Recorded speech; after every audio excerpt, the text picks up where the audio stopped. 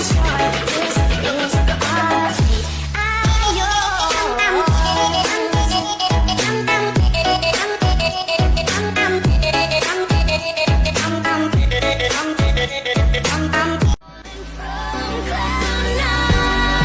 pagtatrabaho patungo sa tagumpay, mahalaga rin ang pagiging bukas sa pagkatuto at pag-unlad. Huwag mong takasan ang mga hamon, kundi harapin ito ng may tapang at may lakas ng loob.